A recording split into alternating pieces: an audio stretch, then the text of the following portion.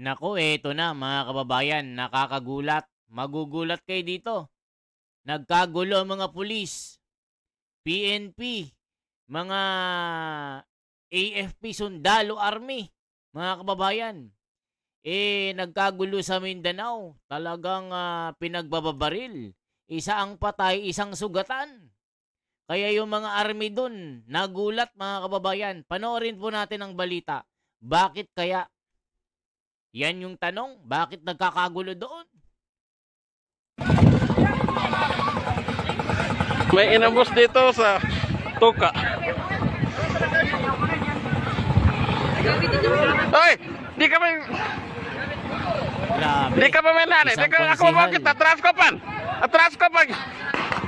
Ayun, kakabarilan po. Nararat-ratan na. Ayan, no? Naputaran ka mo sundalo. Sige, kamgo, kamgo. Sundalo, naka... 14 ah! Ayan. Hoy, mga wata! Kumansan! Hoy, yung bali yan! Timbak ka na! Timbak ka pa na! Alam nyo po yung mga bantay doon mga kababayan sa Mindanao. Kasi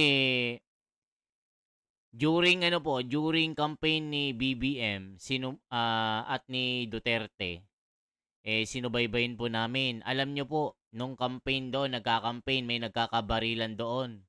So ngayon po, ang mga bantay doon, pulis at sundalo. Alam nyo ba ang sasakyan doon, tangke, na merong kalasag na malaking panangga. Ganun po ang gulo doon. So ngayon po, ang sabi dito, Korte si Zacarias Giyaman, Mama Sapano Maguindanao. Sa Mama Sapano po ito, mga kababayan. Dito po, dinali yung mga bata-batalyon na yung SAF Special po yun? Special Agent Forces ba ito? Yung sa Special Army. Yung nangyari nun na Mama Sapano, panahon po ni Ninoy. So dito po ito nangyari. Sasakyan ng konsehal, pinagbababaril. Isang patay, isang sugatan. Naku po, bakit kaya? Tignan, napatakbo yung sundalo. Kasi yung mga bantay dyan mga kababayan, hindi basta-basta polis lang. Mga sundalo, mga bantay dyan, mga army. Kaya nakita nyo, may sundalo na tumatakbo, hinahabol siguro, yun yung suspect. Napatakbo na. Matapos na, ayun, iniwan na lang nakabalandra yung sasakyan ng konsehal. Hari ka, di mo na ako. Di makasarap. Ayan yung Bikla sundalo. namin. Strapping mo man! Para na. Oh, pag strapping nga nila! Iniwan yung SUV. Masapa naman. Namasukat yun eh? Dato ni, namasukat. Nangyari po ito kahapon. Pasang mami. Hindi, gani na tinimba ka. Pamagas ka. Gano mo ni. December 4 na. Kasi hindi. Nagkakagulo na lang. Ito tapos katawag ko din ang boss. Hindi ko lang maintindihan. Namo ni cellphone ni. Nasa loob po yung alit. Kuha ko muna cellphone ni na. Nakuha yung cellphone. Dari kagak na mo. Yan o, isang patay, isang sugutan, ambush. Sa Maguindanao din. Nasa akin cellphone na. So hindi na lang pinakita mga kababayan yung nadali. So anong sabi dito mga kababayan? Anong sabi ng mga comment? Ayun, BBM nasa ng Westisya, ano po gagawin nyo? Naku po. Sobrang gulo talaga sa lugar na yan. Sila nagpapatayan halos araw-araw. May nagbabarilan. Nung mga kababayan, nung campaign, hindi kami pumunta sa ibang lugar, sa isang lugar na may nagbabarilan doon. Panahon niya ng campaign. Mga Muslim yata yan. Araw-araw ay Pasko. Ang saya taga sa Mindanao. Ayan no.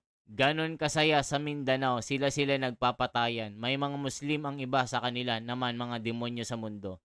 Mga tao dyan may sasakyan, may baril. Pero bahin malansa, giray-giray.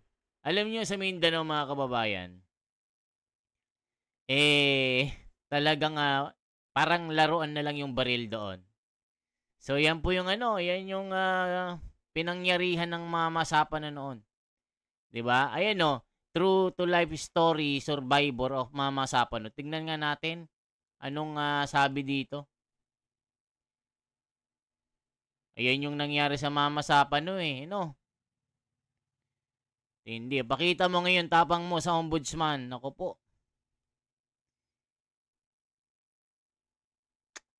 Bakit kaya ano mga kababayan? Duterte and corruption, si Trillanes, ano yan? Wala nang naniniwala dyan, mga kababayan. Grabe yan, no? Mama Sapano, no? Dito kasi nangyari yung Mama Sapano, eh. Mama Sapano. Ito, oh. Mama Sapano, massacre yun, eh. O, tignan nyo mga kababayan, ito po yung Mama Sapano, oh. Dito po. Aerial. 10 years ago ito, mga kababayan. Dito po nadali yung mga SAP 44. Okay. Balikan nga natin mga kababayan. Kaya pala magulo dyan eh. Mama Sapano yan eh. I-check nga natin. Naku po. Kaya pala may inambush na naman. Tignan nga natin. Ito po yung Mama Sapano. Hanggang ngayon magulo pa rin dyan. Ito po mga kababayan. Panoorin po natin yung pinangyarihan po ng talagang may nangyari. Ito po, aerial shot po. Yan po yung Mama Sapano. Diyan po inambush yung mga sa 44 na mga army. Ayan o, dyan po sila dinali. Yan, talagang pinaulanan sila ng mga basuka, bala. Iilan lang po yung nakaligtas. Kasi naman mga kababayan, pagpunta doon, pumunta sila, hindi po nila na forecast yung mangyayari. Sumugod sila doon na walang plano. Akala nila hindi sila papalagan ng mga taga ron yun, nadali. Kaya 44 po yung nadali doon. Yan o, kita nyo. Pinaulanan sila dyan eh. Akala ng mga sundalo, makikipag-usap sila. Yun. Nadali, ayan, dyan o. Yung pinag-anuan ng mga 10 years ago ito, mga kababayan. Panahon ni Pinoy yata ito. Yan, ang daming mga reporter dyan. Di ba sa Mindanao din nadali yung massacre noon, mga reporter nadali. Ito, TV Patrol, pinangyarihan ng bakbakan sa Mama Sapano. Hindi, no? Ayan, no? Kings of Fallen. Ito po, tignan nyo po mga kababayan. Ito po yon. The relatives of the fallen 44 are calling for a reinvestigation into the death of the SAF troopers 2 years after the botched operation. Jun Soriao tells us why. Ang akin lang is one question. Why was it that there was a war the whole day? At hindi pinapasok yung sa Awang, sa Davao City, Jensen. Bakit hindi tinawag yung air assets? Ayan, pumunta sila doon, walang plano, walang air asset, kaya ang nangyari nayari yung mga sundalo doon. Panahon ni PRRD after ni Pinoy Yun lang. President Rodrigo Duterte has found an ally in the parent of one of the massacred SAF 44 commandos in questioning the absence of air assets during the Mama Sapano operation. Talaga sa napabayaan sila Parang kinatay lang sila doon. Ayan mga kababayan, parang dinali lang sila na parang baboy lang doon. Matindi po yun mga kababayan. Talagang walang planado. Talagang inambush po sila. Isa pang magiting na sa Marino sa Fallen 44. Nakakaiyak yun dati mga kababayan. Talagang nagkakagulo. Basta sa Mindanao magulo doon. Army in Mindanao. Talagang kakagulo sila.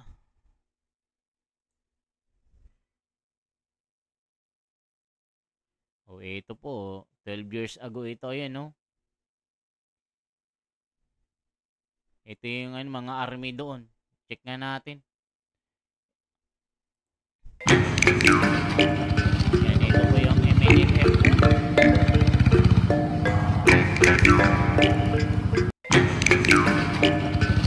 So, mga armado po sila, mga kababayan, ano?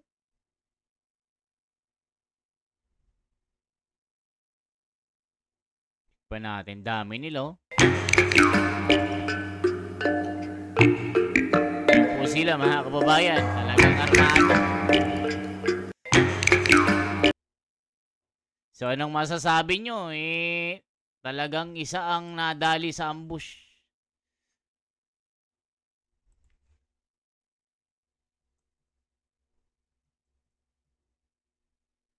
Check nga natin yung mga army natin, mga kababayan. Ito, army, oh. Yan, ito yung army natin. Malakas yung army natin, eh. Yung nga lang, pagka susugod daw lang plano na dadali. Check po natin gaano kalakas yung army natin. Nga lang, mga kababayan, ngayon na napupulaan po sila. Kasi, siyempre, yung nagkakaroon ng corruption kasi, nadadawit yung pangalan nilang imahe ng army. Ito po. Lakas, oh. Yung army natin. Mamarcha. Ito po. Lakas. Lakas sila.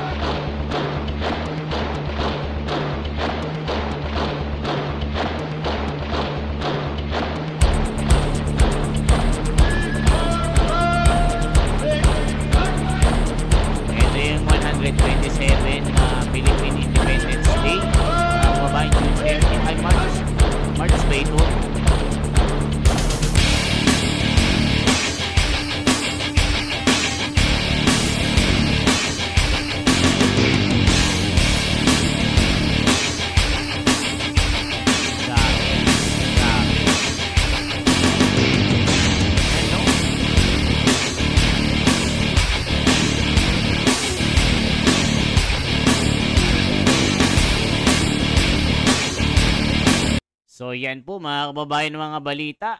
Ano masasabi nyo dito? Bakit nagkaambusan? Mamasapan na pala yun. Iniwan lang na nakabalandre yung sasakyan doon. Hindi na pinakita yung yung tao eh. Isang patay, isang sugatan. Isang konsehal daw ito. Pero wala pa tayong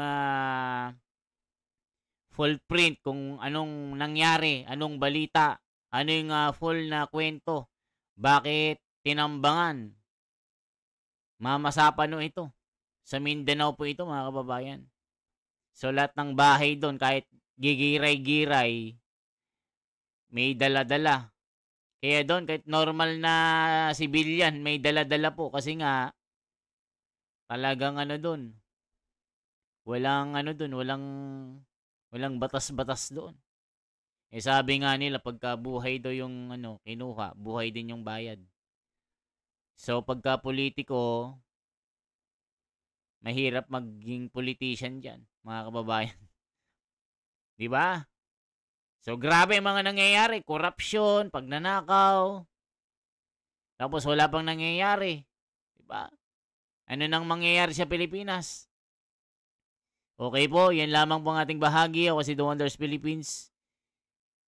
I-like and share nyo po mga kababayan. Salamat po.